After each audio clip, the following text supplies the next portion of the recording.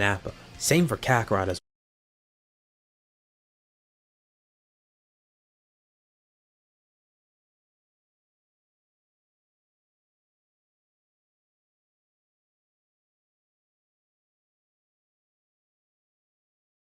well.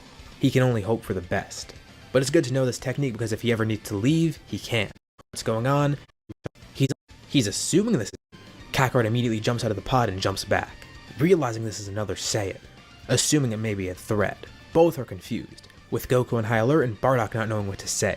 He says one word, Kakarot, and Goku confirms it's him. But how does this guy know his name, and why does he look exactly like him? Bardock drops his guard, smirking. He introduces himself as Bardock, saying that he's Kakarot's father. There's no way. Goku doesn't even know where he is. And he's somehow on the same planet as the guy that claims to be his dad? Weren't Raditz, Nappa, and Vegeta the only ones left? The two are speechless, but Bardock begins giving his backstory, explaining what happened. So, Goku explains what happened as well, also explaining that his name is Goku now. But I guess he's gonna have to get used to the Kakarot thing early on. He already knows that's his Saiyan name. Bardock's wondering, why is Kakarot injured? Well, it turns out he was hurt by Frieza. And Bardock's more amazed than confused. He somehow survived an encounter with Frieza? That's amazing. He never would have thought Kakarot would have been able to do that. Well, there's more than that. Kakarot says he actually defeated Frieza. Bardock then tries to sense Frieza's ki, and he can't anymore. Kakarot's telling the truth. He actually defeated Frieza. And that's not even the craziest part. Kakarot is a Super Saiyan. Bardock doesn't even know what to say. This is such huge news. His son is alive, he's a Super Saiyan, and he defeated Frieza. This is the best day of his life. But he does have one question though. Does Kakarot know anything about Raditz's whereabouts? Yeah, that's where it gets kinda awkward. Oh, so Raditz is dead. But Kakarot can explain. First of all, he technically wasn't the one who killed Raditz, that was Piccolo. Plus, Raditz attacked his planet. This was in self-defense if anything. It's kinda awkward to explain, but he even says if Bardock wants they could revive him later. And this is a shock to Bardock as well. There's so much that Goku needs to explain.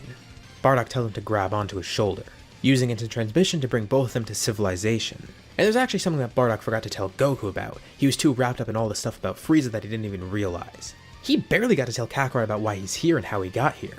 Goku's amazed. He's surrounded by a bunch of aliens. And then, two human-looking people run out of a building. Both female. This is going to be a weird family reunion. Who are these two people? Bardock introduces the two of them. Gine, Goku's mother, and a second woman named Ruda, who just so happens to be Goku's sister.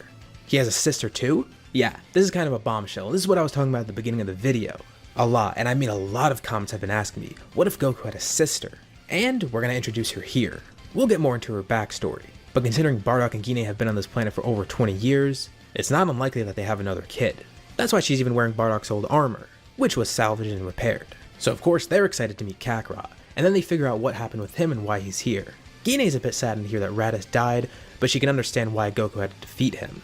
As for Ruda, she's only heard stories about both of her brothers, so it's amazing to see even one of them here. In terms of personality, I'd say she's a little bit like Gine and Bardock, a mix of them. And unlike Gine, she's actually a fighter, or at least wants to be. She's been training with some Yardrat techniques as well. They said wizardry only appears in fairy tales. I'd imagine her like a much more approachable version of Bardock, one who's a lot more friendly, something that she'd get from her mother. And while this is big news for them, it's also huge news for Goku. Yeah, he knew about Raditz of course, but it turns out the rest of his family's alive. And he has a younger sibling. I mean, none of them really know how to process any of this, but gradually over time, they'll get used to it. And Kakarot decides he's going to spend some time here, catching up with his family and also training. Bardock healed him before, which is kind of huge, and he wants to learn the kind of techniques that the Yardrats have. Also, he wants to learn how to go Super Saiyan at will, and he's going to need a lot more training for that. So, Goku joins in training with the Yardrats, with Bardock and Ruda as teachers. In terms of pure strength, Kakarot is way above both of them, but they have some crazy techniques. With all this training, Bardock of course knows spirit control. We saw that when he healed Goku, and of course when he used instant transmission. But spirit control does more than just that. I'm sure all of you have seen in the Dragon Ball Super manga by now. All the different kinds of stuff that Vegeta can do because of this. Spirit control allows you to duplicate yourself. It lets you change your size. You can teleport, there's so many things. Not to mention, it greatly increases your power overall. And of course, as we saw in one of the most recent chapters, Force Spirit Fission is the thing, where you can essentially take energy from someone and distribute it wherever you like. And it's a pretty overpowered technique when you think about it. Bardock essentially has mastery over this, and Ruda has some basic spirit control techniques and a few of the more advanced ones. So even though Goku is a lot stronger in terms of his pure strength, Bardock and Ruda's techniques far outclass Goku's. And yeah, they're not calling him Goku either, they stick with the Kakarot thing. It's just weird to use an Earthling name. It's great that they're all here. Bardock's pretty proud of his son. And they're not too concerned about the whole Raditz thing. Because first of all, according to Kakarot, they could bring him back somehow. And secondly, that's Raditz's own fault that he got killed. And Ruda actually gets along pretty well with her brother. Not only is it awesome to actually meet him, but their personalities work well together. At least this time his sibling isn't trying to kill him. And because of that alone, they're already better off than he was with Raditz.